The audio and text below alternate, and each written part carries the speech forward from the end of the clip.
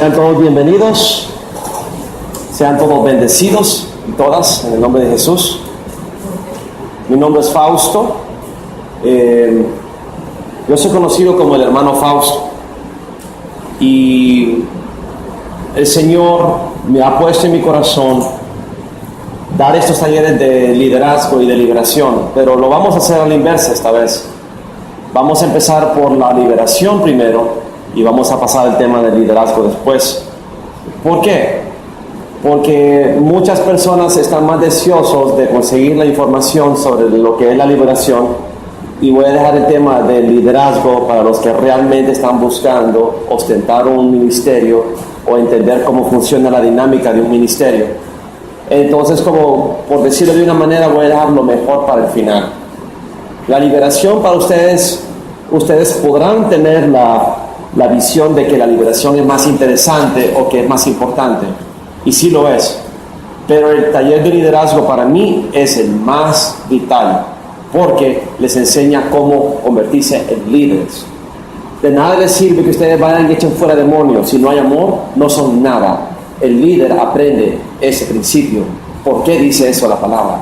Son más grandes en el reino de los cielos los que caminan en humildad, en mansedumbre y en amor, que los que andan echando fuera demonios, aunque ustedes no lo crean. Sin embargo, tampoco vamos a irnos ni muy a la izquierda ni muy a la derecha de decir de que no vamos a echar fuera demonios, porque está el otro error. Una de las razones por la cual este salón está casi vacío, no se llenó ni la mitad, es por lo mismo, porque la mayoría de la gente han puesto un velo de misticismo sobre lo que es la liberación. Creen que la liberación es un don, y ustedes lo van a escuchar una y otra vez: hermano, pero es que usted tiene el don de liberación. No es un don. Si ustedes han leído las Escrituras, en los dones del Espíritu no está el don de la liberación. Sí está el don de la sanidad, pero la liberación en realidad es el pan de los hijos, es el derecho adquirido de haber nacido de nuevo. Nosotros tenemos el derecho, como hijos de Dios, de ser alimentados por Dios. Y cuando el Padre nuestro, Jesús, que fue la primera oración que nosotros debemos orar, y cuando nosotros vamos a orar al Señor, yo por costumbre digo: Padre, en el nombre de Jesús vengo ante ti. Yo pienso que igualmente, en el nombre de Jesús doy gracias por estos alimentos. En el nombre de Cristo Jesús, Padre nuestro. Nunca podemos llegar directamente al Padre, aunque si ya tenemos una relación de oración desde la madrugada, hemos estado orando al Padre, ya no es necesario devolver con todo el protocolo de Padre, vengo en el nombre de Jesús, porque ya está en contacto con Él. Pero si ustedes van a llegar al Padre, tiene que ser por medio de Jesús, ¿verdad? Entonces, ¿qué es lo que dice el Padre nuestro? Padre nuestro, que estás en el cielo, santificado, glorificado, exaltado sea tu nombre. Venga a nosotros tu reino. Con esa primera oración, Jesús les está enseñando a pedirle a Dios que el ámbito espiritual venga al ámbito material. Ustedes entienden que el reino de los cielos es el ámbito espiritual, no solamente el reino de los cielos al que nosotros vamos a ir según ustedes cuando muramos. Dios nos ha dado un solo cosmos o universo o una sola creación. Lo que pasa es que fue separada. Cuando Adán cayó, el Señor separó el ámbito material del ámbito espiritual para que no se contaminara de pecado el ámbito espiritual también. Entonces después vamos a ver cómo es la dinámica de la creación y por qué el Señor hizo eso. Pero el Señor ha traído de vuelta y está trayendo de vuelta ambos reinos. Por eso Jesús decía: arrepentíos, el reino de los cielos se ha acercado a vosotros. Porque es ahora que el reino de los cielos viene a nosotros. ¿Por qué Jesús tuvo que venir? Tuvo que venir para reconciliarnos con Dios. Reconciliar lo que había el diablo enemistado, que es la carne con el espíritu, el hombre con el Dios, la creación con el creador. Entonces, eso fue el diablo el que lo hizo, ¿no? Fue el diablo el que se metió con astucia y engaño, engañó a Eva después sedujo a Adán, cayó la creación. Y estamos viviendo en el reino de las tinieblas, donde todo es pecado, corrupción y muerte. Pero viene Jesús, ¿a qué? Para esta razón se manifestó el Hijo de Dios, para deshacer las obras del diablo. Entonces, ¿qué es lo que nosotros tenemos como derecho? Venga a nosotros tu reino, hágase tu voluntad, dice el Padre nuestro. Y después dice, dadnos hoy nuestro pan de cada día. ¿Pero de qué pan habla? ¿Ustedes creen realmente que solamente se trata del pan que comen en su mesa? Jesús es el pan de vida. No solo de pan vivirá el hombre, sino de cada palabra que procede de la boca de Dios. ¿Se acuerdan? Ese es el otro pan, la palabra viva. Pero ¿qué otro pan nos ofrece Jesús? El pan de la sanidad y el pan de la liberación. Y ustedes saben cómo yo sé eso. ¿Quién me puede decir en qué pasaje la palabra me habla de eso?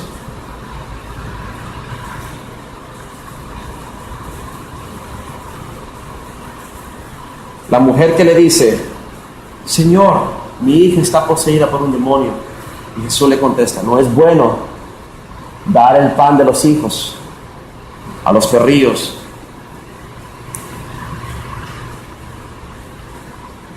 Entonces mire, si se van conmigo a Marcos 7,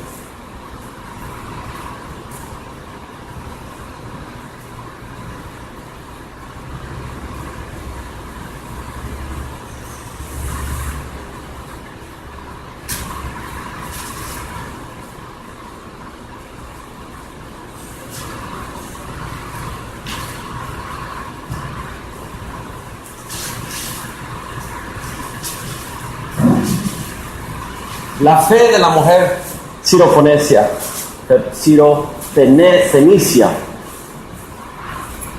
levantándose de ahí se fueron a la región de Tiro y de Sidón. Quiero que entiendan lo que está sucediendo aquí. Tiro y Sidón es parte de un pueblo que Dios ha rechazado. ¿Alguien me podría decir? Si ustedes leyeron el Antiguo Testamento, tendrían que entender qué es lo que está sucediendo aquí. Porque Jesús le dice a la mujer que ellos son como perrillos. Adelante. Porque si ustedes entienden el Antiguo Testamento, van a poder entender que el Nuevo Testamento es el complemento o la parte número 2. Si ustedes saben, Tiro y Sidón es parte del terreno de Moab, de los moabitas. Y si ustedes recuerdan bien, habían pueblos que Dios había desechado. Entre ellos están los edomitas, los amalecitas. Porque los amalecitas, ¿qué hicieron? ¿Quiénes se acuerdan por qué Dios maldijo a los amalecitas y dijo, yo declaro guerra contra Amalek hasta el fin de los tiempos? Ese es su enemigo. Ustedes tienen que entender quién es Amalek y quién es Edom, para que entiendan quién es el pueblo enemigo de Dios y el pueblo que viene tras de ustedes hasta el día de hoy. Esos son los que se vinieron por detrás en la retaguardia cuando Israel venía saliendo del desierto. Hubo un pueblo que se incitaron para atacar por la retaguardia a Israel y atacaron a los ancianos y a las mujeres y a los niños y a los débiles, los que estaban heridos. Ustedes leyeron esa historia. Entonces Dios aborrece a Amalek. ¿Saben cuándo fue que Dios toma venganza contra Amalek? Cuando Moisés tiene que sostener en los brazos, Aarón por un lado, ¿se acuerdan? Y Josué por el otro. Es una guerra que todavía no ha terminado. Es un pueblo maldito. Ellos son parte de ese pueblo. Tiro, Sidón, todos ellos son Amalek. Todos ellos son Esaú. Todos ellos son Edom. Son pueblos que Dios aborrece hasta el final de los días. Entonces Jesús, que viene a deshacer las obras del diablo, le va a dar a ella algo por causa de su fe. Miren, porque una mujer cuya hija tenía un espíritu inmundo, luego que oyó de él, vino y se postró a sus pies. La mujer era griega y sirofenicia de nación. Griega, Edom es Grecia. Después de Grecia, ¿qué imperio vino? Roma, también es Edom. Edom tomó por linaje sanguíneo. Edom tomó posesión de todos estos pueblos. Todos ellos se fusionaron con Edom. Edom es el dragón rojo de Apocalipsis, el pueblo que viene contra el pueblo de Dios. Los que nacieron de la carne perseguirán a los que nacieron del Espíritu. A Esaú aborrecí, mas a Jacob amé. ¿Están entendiendo que son dos linajes? ¿Entienden eso? Porque si ustedes pueden entender eso, se van a sentir dichosos de que yo les diga, ustedes son las ovejas perdidas de Israel.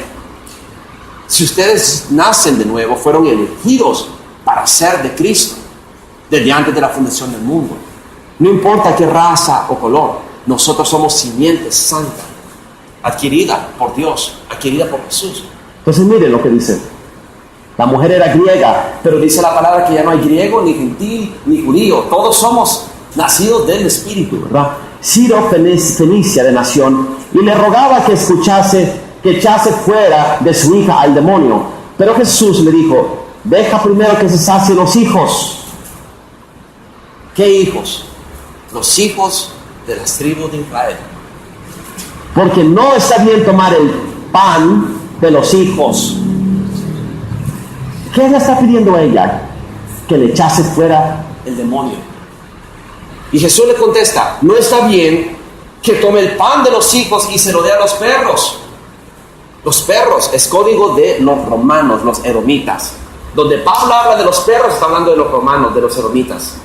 Guardaos de los perros, decía Pablo, porque la fe no es de todos. ¿Se acuerdan esas frases? Eran frases claves que tenían los cristianos para advertirle al pueblo de Dios quiénes eran los enemigos de Dios.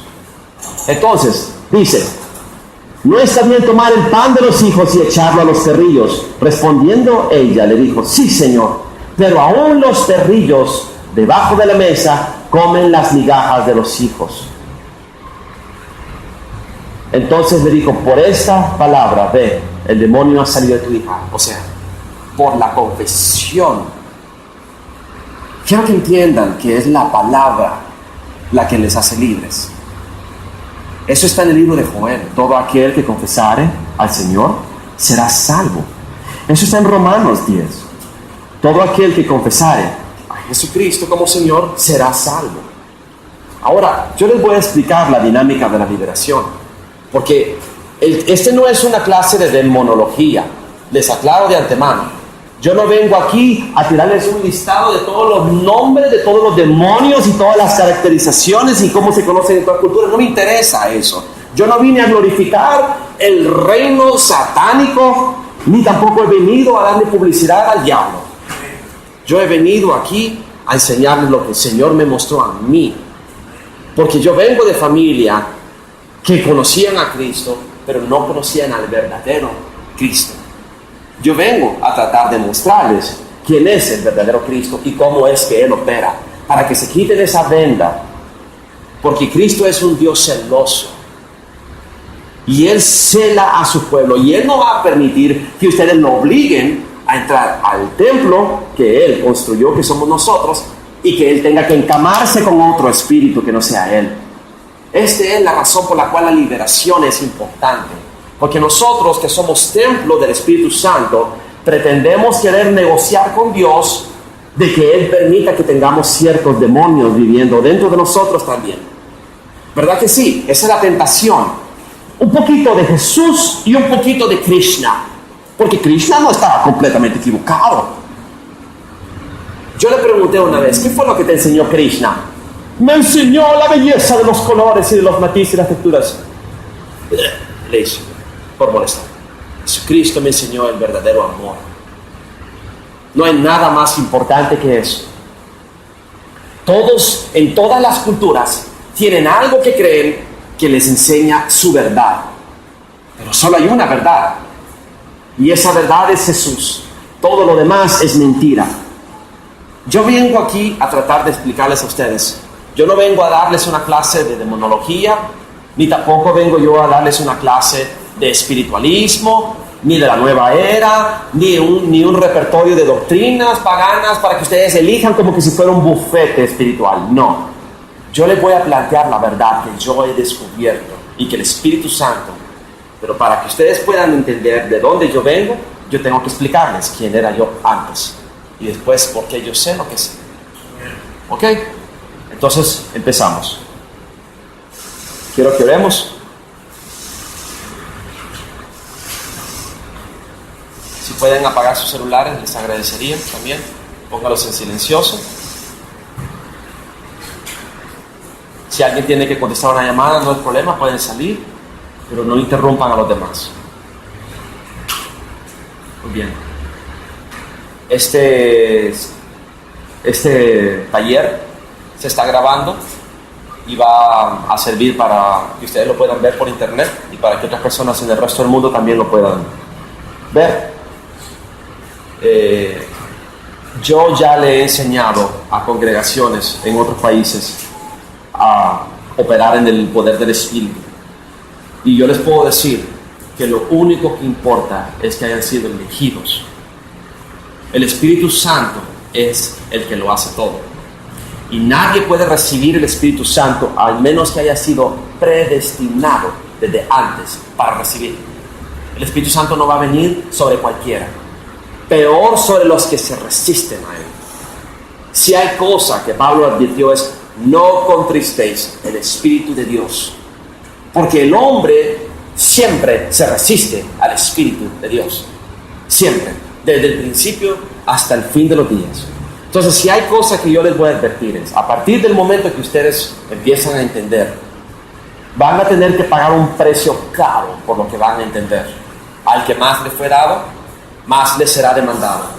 Así que si ustedes salen de este lugar donde estamos ahorita enseñando y ustedes aprenden y lo entienden, ojo con lo que hacen con la información que tienen, porque si ustedes no la usan, entonces ustedes son cerdos. No le tiren las perlas a los cerdos, ni los santos, ¿verdad? Yo no quiero que suene grosero, no quiero que ustedes me tomen como un hombre grosero, pero sí les advierto, por favor, si ustedes van a operar en el reino de los cielos, no pueden dar vuelta atrás.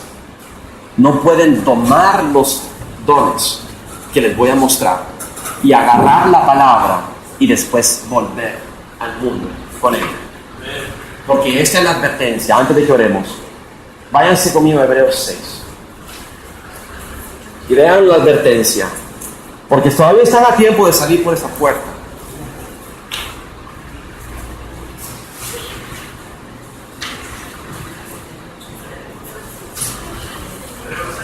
Hebreos 6, versículo 4. Y eso es fuerte porque aquí está nuestra promesa, pero al mismo tiempo está la advertencia. Así que siento que este es el mejor, ¿cómo pueden decir los norteamericanos? El mejor disclaimer.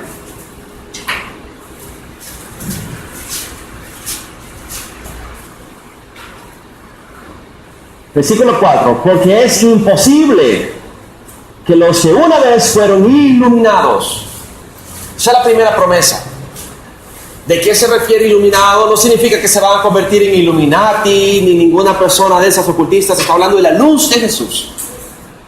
Jesús lo decía, que nosotros éramos lámparas, y que como lámparas encendidas tenemos que estar puestos encima de un candelero, un almud, para que alumbráramos toda una casa. El problema es que muchos cristianos, ¿qué tal?, siendo lámparas, se quieren esconder en un sótano o debajo de un almud. Eso a Dios no le agrada. Los que una vez fueron iluminados y gustaron del don celestial, significa que llegaron a ver el ámbito espiritual y de todos sus dones. Esa es la segunda promesa: van a gustar del don celestial. Y fueron hechos partícipes del Espíritu Santo. Esa es la tercera promesa: van a convertirse en partícipes del don más hermoso que jamás ha habido.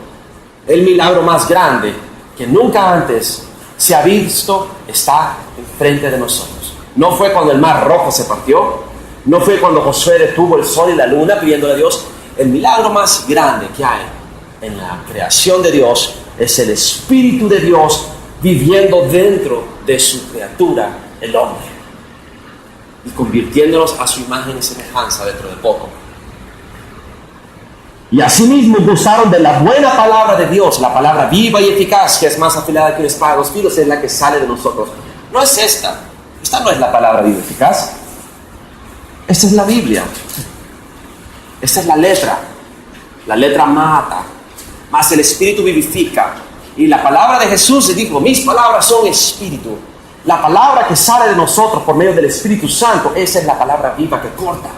Por eso cuando yo voy y predico en un lado, ¿qué sucede?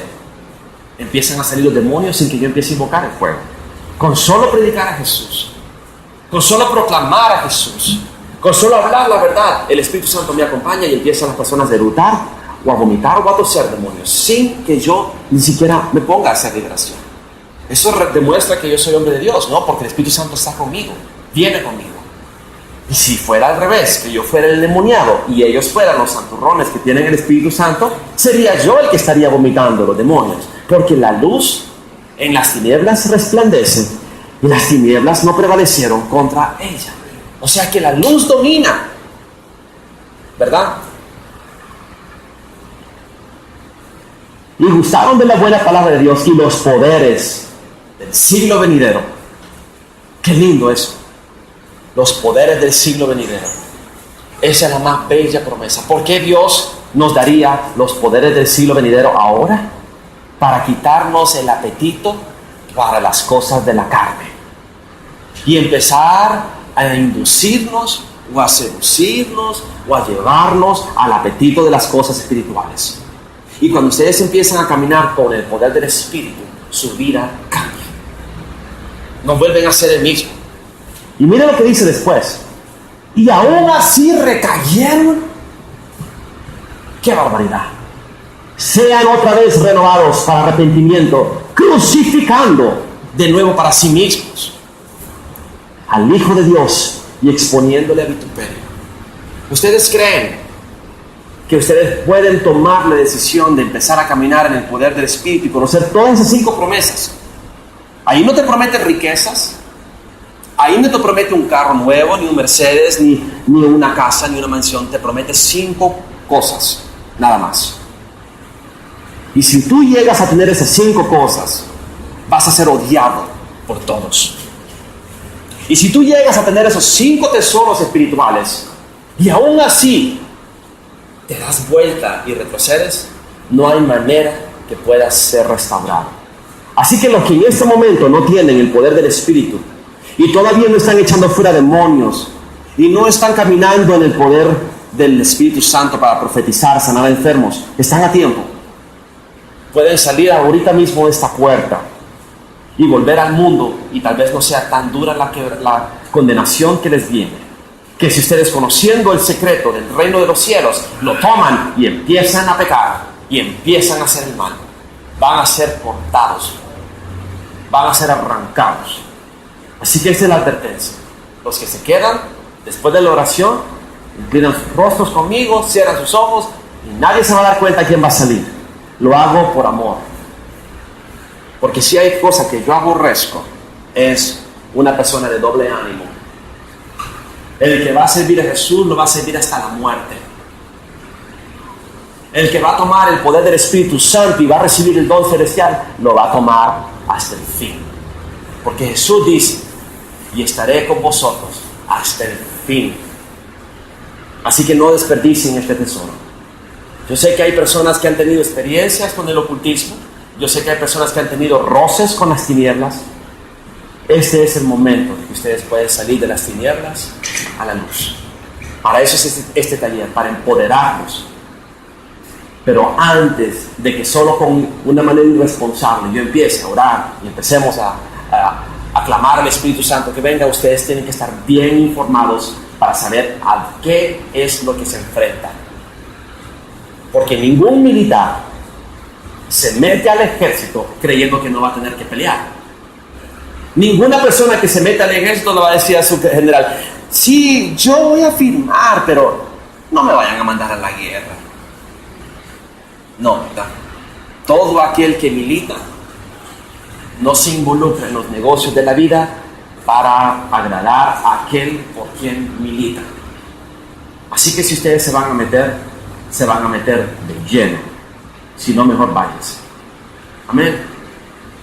Si tienen duda, ahora es el momento para aclararla.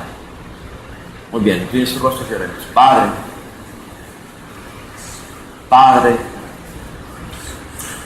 Padre Santo, Dios Todopoderoso, venimos ante ti ahora puestos de acuerdo, Señor.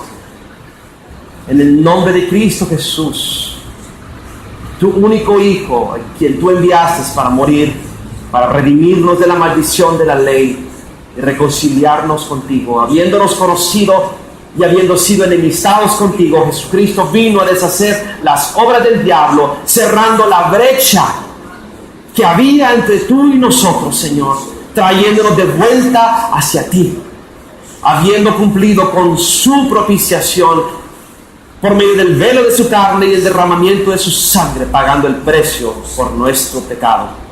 Nuestras transgresiones, Señor, han sido pagadas, nuestra deuda ha sido borrada. Por eso venimos ante ti ahora, para poderte decir: Abba, Padre, recíbenos ahora. Clamamos a ti, Señor, para que tú quites todo velo. En el nombre de Jesús atamos todo espíritu de confusión. En el nombre de Jesús atamos todo espíritu de anticristo, todo espíritu opositor, todo hijo de perdición. En el nombre de Jesús, todo espíritu de engaño, todo espíritu de error. En el nombre de Cristo Jesús atamos toda potestad de somnolencia y de estupor. En el nombre de Jesús clamamos a ti, Señor, para que tú te muevas en medio de nosotros y por medio de tu espíritu reveles, inscribas tu ley en sus corazones, Señor. Que de ahora en adelante todos sean lámparas encendidas que brillen y que en medio de las tinieblas prevalezcan, Señor, con su luz, la luz de Jesús. En el nombre de Jesús clamamos a ti por misericordia, por nuestras vidas pasadas, por nuestras decisiones que tomamos y por cada maldición que todavía está sobre nuestra cabeza, para que tú la quites y nos muestres la verdad que nos hará libres. Gracias, Señor, por tu misericordia, por tu amor. Gracias, Señor, por tu espíritu y por tu sangre derramada, por el perdón de los pecados. En el nombre de Jesús. Amén y amén. Cuando a mí se me hacen agua los ojos, es porque el Espíritu Santo vino. No sé si lo sintieron. Jesús está aquí. Muy bien, ahora vamos a empezar entonces.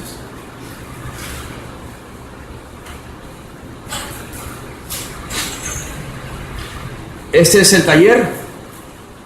Estuve en la mañana escribiendo.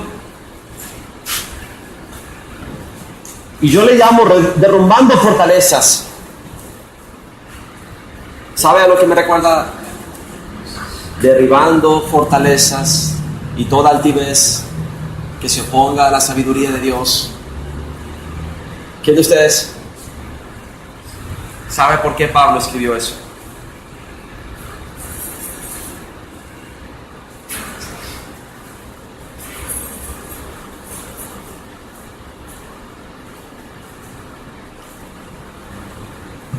Quiero que lean este versículo para que entiendan qué es lo que Pablo les está diciendo.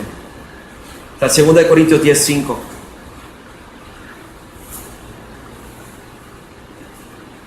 Verán, hermanos, para poder ser llenos del Espíritu Santo y de la sabiduría de Dios, tienen que vaciarse, agarrar ese tambo de basura que traen y dar de vuelta.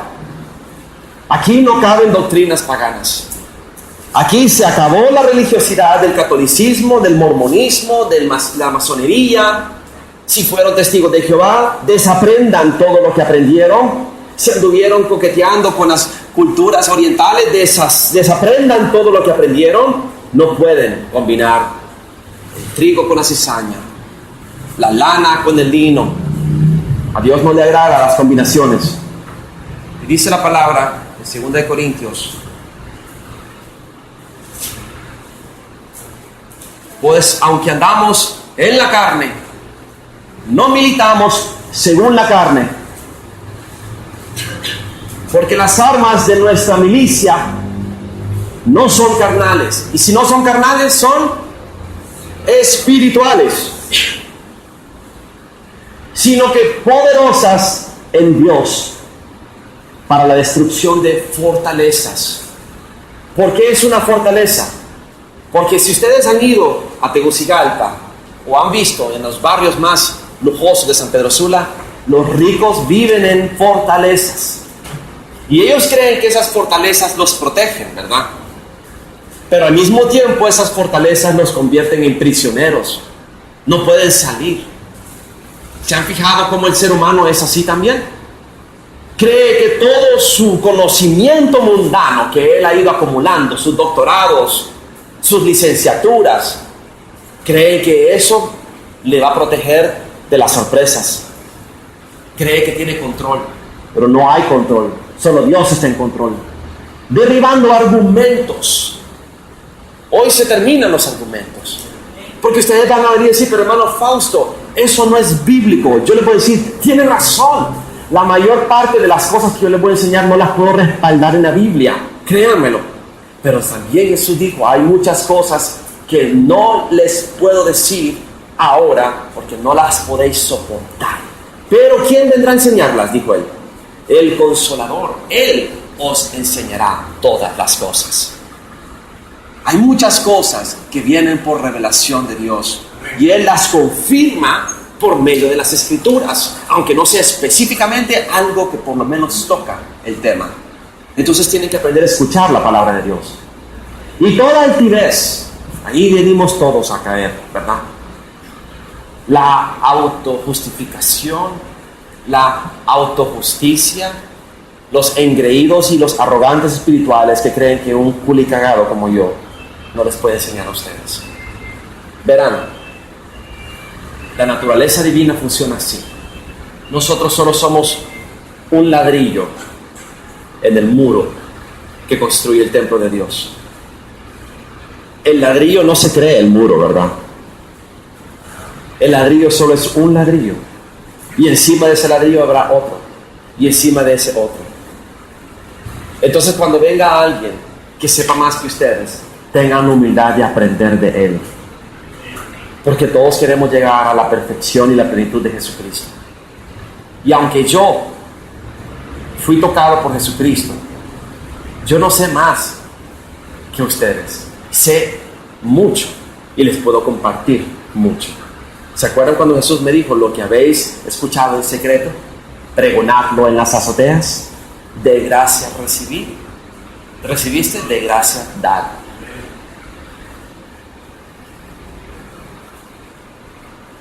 Derribando argumentos y toda altivez que se levanta contra el conocimiento de Dios.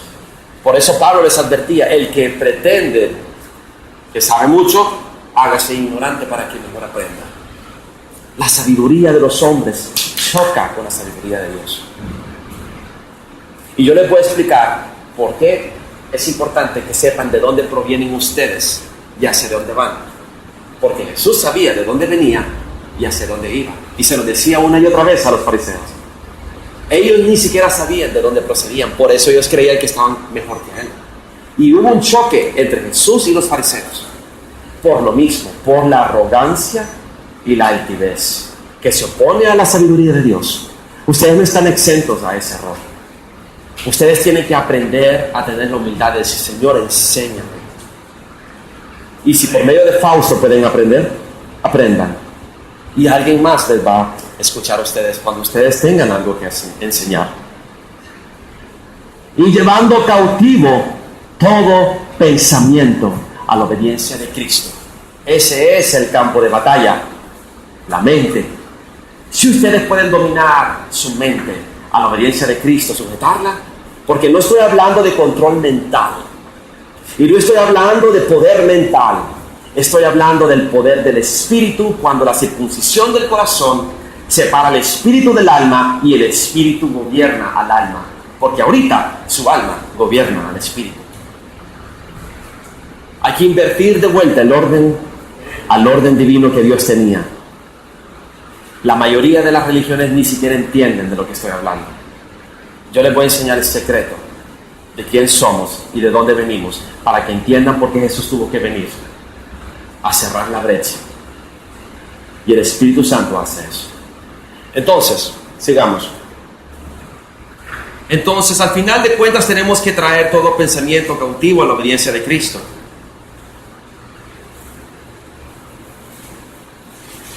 Entonces empezamos derrumbando fortalezas y entendiendo la guerra espiritual. ¿Qué son demonios? Todo el mundo tiene una teoría de lo que son los demonios.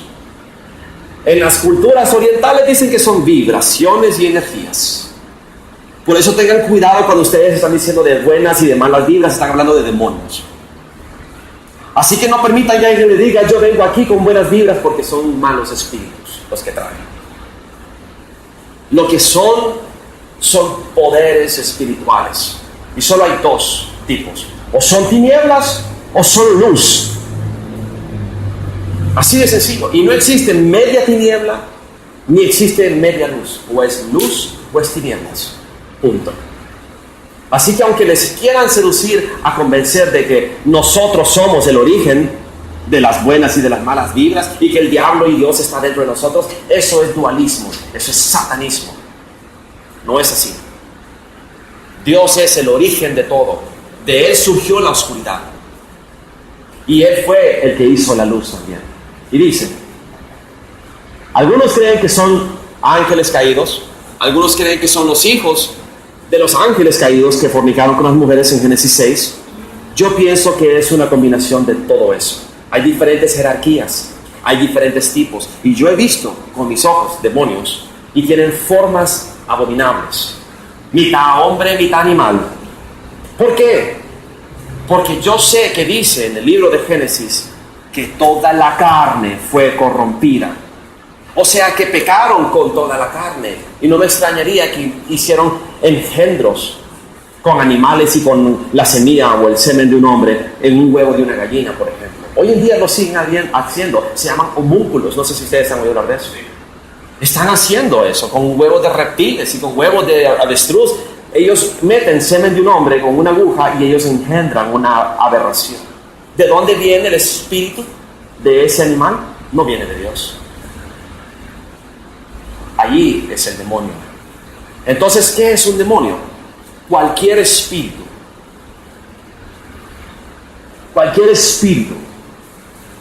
que ha cambiado su naturaleza divina por una naturaleza diabólica. Y eso los incluye a ustedes. El hombre, cuando nace prácticamente un demonio. Eso es una ofensa para ustedes, yo sé.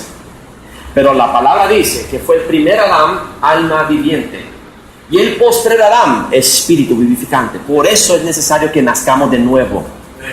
Porque cuando nacemos de nuevo, ya no nacemos de la carne, nacemos del espíritu. Somos una nueva criatura. Porque la criatura anterior es anatema para Dios. Es abominable para Dios. Cuando Adán pecó, su naturaleza se transformó en pecado. Y de repente era carne cuando antes era luz. Y eso es muy complicado ahorita para enseñarlo. Y no me quiero meter en doctrinas y nos vamos a confundir. Enfoquémonos en qué es un demonio. ¿Quién ha visto un demonio o quién ha tenido un encuentro con un demonio? Muy bien. Entonces para ustedes es muy fácil entender lo que les estoy diciendo. Se siente la presencia de un demonio. Cambia la atmósfera porque altera todo lo que hay a su alrededor. Tan lleno de tinieblas y de pecado es, tan condensado que altera hasta el ambiente. Los demonios tienen esa cualidad. Ahora, dice, hay dos reinos que están en guerra. Tienen que entender esto, porque la mayoría de los cristianos lo quieren ignorar. Ellos creen que Satanás y Dios se están dando en la madre. Y que ustedes pueden, no, a mí no me metan, a mí me avisan cuando terminen. No, hermanos, Jesús lo dice, el que conmigo no siembra, contra mí desparrama. El que está conmigo o está contra mí. No tenemos opción. Y si todo el mundo dice que es hijo de Dios, y si todo el mundo dice que está con Dios, automáticamente está en guerra contra Satanás. Pero la mayoría de los cristianos no se han dado cuenta de esto. Por lo menos Satanás está en guerra contra ellos. Quizás ellos no estén dándose cuenta de que están en guerra y por eso están siendo zarandeados y abofeteados. Por eso la mayoría de los cristianos prefieren mantenerse alejados del tema de la liberación, porque es como, yo prefiero no. Despiértese. La guerra empezó. Desde los días de Juan el Bautista hasta ahora, el reino de los cielos sufre violencia y los violentos lo arrebatan. ¿Quién es más violento, el demonio o ustedes? Sean más violentos ustedes. Arrebaten de vuelta lo que el demonio les ha robado. Todo se los está robando el diablo. Así que agarren valor, ¿verdad? Dice Marcos capítulo 1 Versículo 21. Y entraron en Capernaum los días de reposo, entrando en la sinagoga, enseñaba Jesús. Y se admiraban de su doctrina, porque les enseñaba como quien tiene autoridad. Por eso es la diferencia entre su servidor y los demás predicadores. Yo predico en el Parque Central y predico con autoridad. Y yo les voy a explicar el concepto de la autoridad, de dónde viene. El concepto de la autoridad viene cuando ustedes vieron y entendieron. No solamente es una memorización. Ya no solamente es teoría, es parte de su vida. Y el líder verdadero que surge, que Dios elige, pasa por la escuela de la disciplina del Señor, pasa por la escuela espiritual de Dios y todo lo que predica lo ha vivido. Entonces lo dice como que si fuera verdad, porque es verdad. Muchos predicadores predican y se les nota que solo están ahí por cumplirle a Dios. Hermano, arrepiéntase, el reino de los cielos ha venido, dice la palabra. Y están como de una manera bien como que sí. No, yo no. Hermano, Cristo dio la vida por usted. Él bajó de su trono y se sentó a la diestra de Dios hasta después de que se hizo esclavo hasta la muerte. ¿Entienden? Si ustedes entienden lo que hay al otro lado, pueden hablar sobre cómo es. Es diferente cuando ustedes lo han vivido que cuando un hombre solo está hablándolo por hablar. Y muchos predicadores usan chistes para darle sal y pimienta, ¿verdad? O están con anécdotas porque ya no tienen esa experiencia. ¿Saben cómo surgió el ministerio mío? Con dolor. Así de sencillo. El Señor vino a mí y empecé a entender que yo no había hecho nada para merecerme el reino de los cielos. ¿Saben cómo empezó mi ministerio? Empezó mi ministerio rescatando niños de la calle. ¿Alguien de ustedes ha intentado hacer eso? Niños de la calle, resistoleros, tineros, drogadictos. Es la peor experiencia. Es duro, duele, porque no agradece. Ni la familia agradece. Entonces yo sufría por cada uno de estos niños. Y yo le decía, Señor, Padre, ¿por qué ellos vuelven a la calle? Y yo me sentía culpable. Quizás no les hice el desayuno como querían, o quizás no les compré los zapatos que querían, porque yo me desvivía por darles todo. Pero si yo les compraba zapatos nuevos, a los días lo habían vendido para comprar nuevos. Entonces, ¿cómo era que yo podía salvar a esos niños? Y yo empecé a entender que era algo espiritual. No era que esos niños querían destruir sus vidas porque no tenían padres que los amaban. La mayoría de ellos sí tenían padres. Malos padres, pero tenían padres. Ellos querían destruir sus vidas simple y sencillamente porque ellos creían que necesitaban destruirse. Una prostituta sabe que está mal lo que está haciendo, pero el demonio la ha convencido de que es necesario seguirlo haciendo. Es necesario seguir esclavizada a la prostitución. Lo mismo es el engaño de un demonio que te lleva al pecado sexual o al pecado de las drogas y el alcohol. Crees que es necesario seguir viviendo en esclavitud. Entonces, cuando yo me doy cuenta que me estoy enfrentando a una persona, adentro de una persona, una influencia demoníaca, porque lo pude ver con mis ojos, yo dije, necesito a alguien que pueda echar fuera demonios. Pero yo no conocía a nadie. La persona más cercana era en Guatemala. Y yo postrado le decía al Señor, Padre, ayúdame. Ya no sé qué hacer. ¿Dónde voy a encontrar ese hombre de Dios que me pueda ayudar? Y esto fue lo que mi padre me contestó. Tú te tienes que convertir en ese hombre.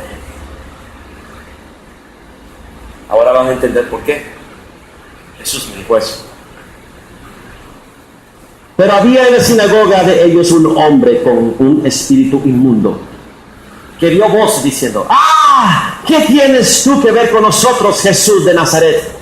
¿Has venido para destruirnos? Yo sé quién eres, el Santo de Dios.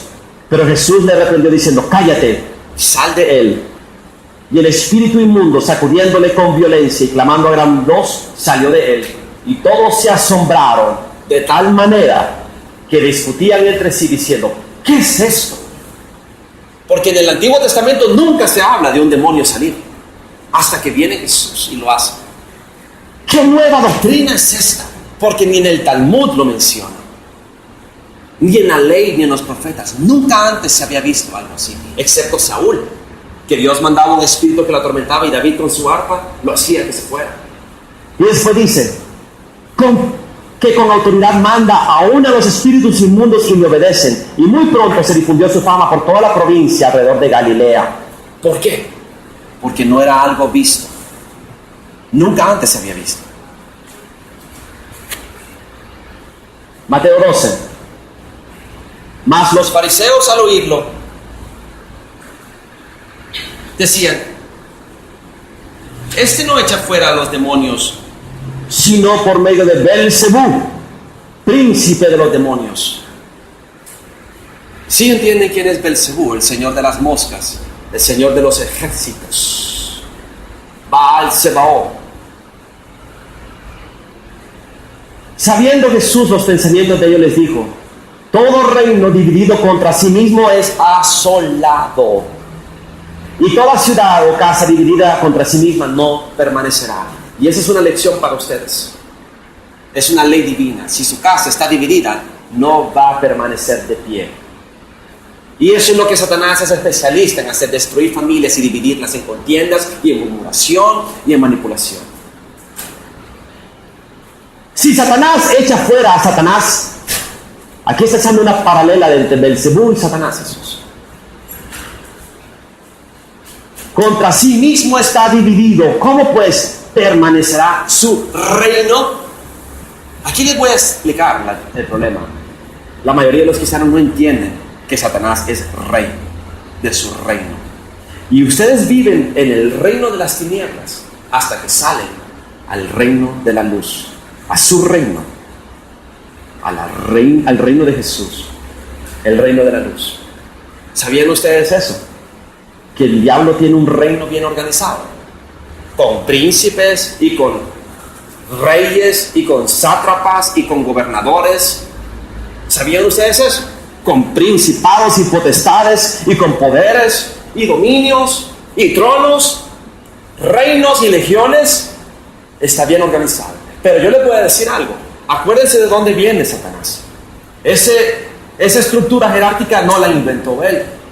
La secuestró de Dios cuando él se llevó una tercera parte. Una tercera parte. Las 2 terceras partes están de nuestro lado. Son más los que están con nosotros que los que están con ellos. Eso es algo importante, que entiendan. Krishna podrá tener 3 billones, pero Dios tiene 9 a nuestro favor. Solo yo, comando 20 legiones de ángeles. El Señor me lo mostró una vez. Yo les voy a enseñar los ángeles en videos. Creo que tal vez mañana. Quiero que los videos sean de último, porque yo prefiero que crean con fe. Si les tengo que mostrar videos, ya no es fe. Es la sabiduría que viene de lo terrenal, animal, diabólico.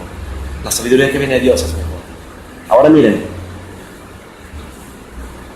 Si yo echo fuera demonios por Belcebú, ¿por quién los echan fuera vuestros hijos? Ahí Jesús les está dando la clave, que todo el reino de la tierra y todas las religiones, incluyendo los fariseos, veneran a Satanás. Y los hijos de los fariseos echan fuera demonios por medio de Satanás, según está diciendo Jesús. No es que los echan fuera, sino que ellos son los verdaderos siervos de Satanás. Miren, no existe un lugar neutral. ¿Entienden? No existe un lugar como que, está Jesús, que es perfecto, y está Satanás, que es malvado. Y en algún lado en medio estoy yo con los fariseos de Jesús, que estamos confundidos. No. Jesús a los fariseos, a los sacerdotes y a los escribas les está diciendo que ellos sirven a Satanás, porque no sirven a Dios, porque no le creen a Él. Y si no le creen a Jesús, no le creen a Dios. Si me aborrecen a mí y al Padre. Por tanto, ellos serán vuestros jueces. Pero si yo, por el Espíritu de Dios, echo fuera a los demonios, por medio del Espíritu de Dios es que se echan fuera los demonios. Entonces, cuando uno está echando fuera el demonio, es el Espíritu Santo el que lo obliga a salir, manifestarse, ¿verdad? No es algo que viene de nosotros. Ciertamente ha llegado a vosotros el reino de Dios. Padre nuestro que estás en los cielos, venga a nosotros tu reino. Eso es el reino de Dios. Porque ¿cómo puede alguno entrar en la casa de un hombre fuerte? Aquí está. ¿Cómo se echan fuera los demonios? Primero se ata al hombre fuerte. El jefe se neutraliza primero, porque él es el que coordina a los demás. Y el cuerpo humano es como una ciudad. Dice la palabra que como el hombre que puede tomar una ciudad es aquel que domina su lengua. Hace una paralela entre el cuerpo y la ciudad. Porque el Señor está diciendo, tu cuerpo es una ciudad. Y está dividida en barrios y colonias. Y ellos habitan en el barrio del centro, que es aquí. Entonces, por eso los hombres que están en masturbación le pican los dedos cuando están haciendo liberación, o se le engarruñan los dedos, porque los dedos son los instrumentos que usan para la masturbación, tanto hombres y mujeres. Por eso la gente que es presurosa para hacer el mal y la murmuración le pican los pies. Están bailando tap dance cuando ustedes están echándole fuera el demonio. Por eso las personas que hablan maldad, mentira y maldición, todo el tiempo les duele el estómago, porque de la abundancia del corazón habla la boca. Entonces ustedes tienen que entender cómo funciona el cuerpo humano y cómo son los espíritus y cómo usan las partes del cuerpo. Por eso ustedes van a ver en liberaciones que yo les estoy diciendo fuego a su vientre, por no decir la parte genital, o fuego a su boca, o fuego a sus manos.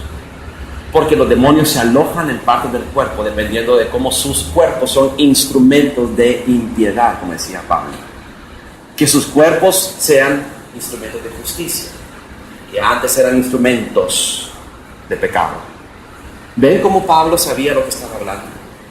Lo que pasa es que es un lenguaje código del espíritu que ustedes tienen que aprender a diferenciar. Entonces, dice aquí, ¿cómo puede alguno entrar en la casa del hombre fuerte y saquear sus bienes? ¿Saquear sus bienes? Sí. Si primero no le ata, ¿cuál es el bien que tiene un hombre fuerte? El alma, la vida, la salud, la sanidad mental. Eso es lo que el diablo viene a robarles. Él toma posesión de su cuerpo y él toma el botín. Entonces viene un hombre de Dios, lo ata de manos y de pies y saquea el templo y se lleva de vuelta ese botín, el alma que ha sido secuestrada. Entonces, y saquear sus bienes si primero no le ata, primero hay que atar al hombre fuerte y entonces podrá saquear su casa. El que no es conmigo, contra mí es, y el que conmigo no recoge, desparrama. Por tanto os digo, todo pecado y blasfemia será perdonado a los hombres, pero la blasfemia contra el Espíritu no les será perdonado. A cualquiera que dijere alguna palabra contra el Hijo del Hombre le será perdonado, pero al que hable contra el Espíritu Santo no le será perdonado, ni en este siglo, ni en el venidero. O hacer el árbol bueno y su fruto bueno, o hacer el árbol malo y su fruto malo, porque por el fruto se conoce el árbol. Generación de víboras. Palabra clave, la simiente de la serpiente, profetizada en Génesis. Todos nosotros somos linaje satánico, hasta que Jesucristo nos redime, nos reconcilia. ¿Cómo nos va a reconciliar sin que antes hubiésemos sido conocidos? Usted no puede reconciliarse con su esposo a menos que haya tenido un esposo con quien haberse separado. Yo no me puedo reconciliar con el hermano Luis si yo nunca lo conocí. Pero si lo conocí y después me peleé con él, hay que reconciliarse. Reconciliación. Entonces, miren lo que está diciendo aquí. Generación de víboras.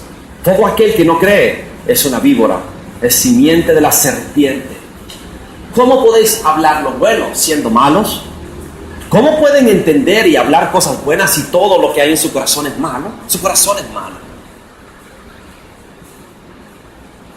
El hombre bueno del buen tesoro del corazón saca buenas cosas, y el hombre malo del mal tesoro saca malas cosas. Tus actos y tus palabras te definen. Tus decisiones te definen si eres hijo de Dios o hijo del diablo. Ya van a ver por qué es importante eso. Ahorita son como introducciones, pero cuando ya avancen van a ver todas las escrituras cómo entrelazan y van a entender. Mas yo digo que de toda palabra ociosa, inútil, maliciosa, porque las palabras son espíritu, de toda palabra ociosa, hermanos, que hablen los hombres, de ella darán cuenta en el día del juicio. ¿Por qué? Porque acabo de leerles que del mal corazón salen malos espíritus. Ustedes engendran demonios. ¿Están entendiendo? Está comparando buen tesoro del corazón, buenas cosas. ¿Están entendiendo? Ustedes generan espíritus. ¿Quién entiende que las palabras que hablamos son espíritu y tienen poder? ¿Por qué tienen poder? Porque son espíritu. ¿Qué es espíritu? Son seres. Entonces Jesús les está diciendo, si ustedes están generando demonios con su boca y está maldiciendo, está haciendo, engendrando, ¿qué? Maldad. Va a ser responsable de eso. De la misma fuente no puede salir agua dulce y agua salada. ¿Qué representa el agua en las escrituras? Espíritu. Espíritus buenos o espíritus malos salen de nuestra boca. Ahora entienden por qué es importante que entiendan lo que significa generación de víboras. Porque o somos la semilla de la serpiente o somos la semilla de Dios. ¿Y qué hace la semilla? Da fruto. ¿Les ofende esto? ¿Es dura la palabra, hermanos? Porque yo sé que a mucha gente le choca que yo les hable de esta manera. Pero ahora empiezan a entender por qué es importante, ¿verdad? Porque por medio de lo que decimos es que suceden las cosas. Porque son semillas que se siembran en el ámbito espiritual y dan fruto. Si maldecimos, ¿qué es lo que dice la palabra que nos sucede? Las maldiciones se nos revierten. Por eso Jesús nos mandaba siempre bendecir aún a los que nos maldicen. ¿Por qué? Porque entonces ellos comen de su propio fruto y nosotros del nuestro. ¿Qué fue lo que nosotros sembramos? Bendición. Ellos sembraron maldición. ¿A quién le va a caer la maldición? A ellos. ¿Están entendiendo, verdad? Si alguien tiene una pregunta, es ahora el momento. Muy bien. Mas yo digo que de toda palabra ociosa que hablen, ¿no? Ociosa es inútil o mala, sin sentido, que hablen los hombres, de ella darán cuenta en el día del juicio, porque por tus palabras serás justificado si sembraste buena semilla, si hablaste buenas cosas y diste a luz espíritus buenos, o por tus palabras serás condenado conforme a como tú sembraste espíritus malos que salieron de ti, porque de la abundancia del corazón habla la boca. Y si tu corazón es bueno, sacas buen tesoro. Y si tu corazón es malo, sacas mal tesoro. Si tu tierra es fértil, dará buen fruto. Pero si tu tierra es árida y seca, dará espinas y abrojos y será quemada y maldita, dice Hebreos 6, versículo 8 en adelante. ¿Estás entendiendo lo delicado que es que cuides tu boca? Porque tu boca es un pasillo de demonios. Y si las palabras son espíritu, tú mismo estás dando a luz a demonios con tu boca. Y entonces si nos vamos a la definición que yo les puse arriba, ¿qué es un demonio para mí? Cualquier espíritu rebelde que ha cambiado su naturaleza divina por una naturaleza diabólica, de la luz a las tinieblas. Ahora entienden por qué yo tengo esa definición. Cualquier espíritu que fue engendrado o que cambió por rebelión su naturaleza, incluyendo la del hombre. ¿Han escuchado a la gente que dice, ese hombre es un demonio? ¿Por qué? Porque hace lo que los demonios hacen. Entonces tus decisiones definen quién eres. Yo tuve una experiencia con un demonio. Se me olvidó sacar este video y se lo digo de todo corazón. Es mejor que no lo hayan visto, porque este demonio habló más de la cuenta. Y si yo muestro esos videos donde yo hablo con demonios, van a empezar a acusarme de ser un necromante, qué sé yo. A veces hay que hablar con los demonios para sacarles la verdad, como cuál es el derecho legal, es su nombre, etc. Pero es mejor no hablar con ellos. Es más sabio sencillamente reprenderlos, echarlos fuera, porque puede crear confusión. Si su fe no está bien arraigada, el demonio le puede decir algo y dice, ay, pero ¿por qué dijo eso? Y te fuiste. Te tendió el anzuelo y te llevó por otro lado. Este demonio dijo que me conocía a mí desde hace 20,000 años.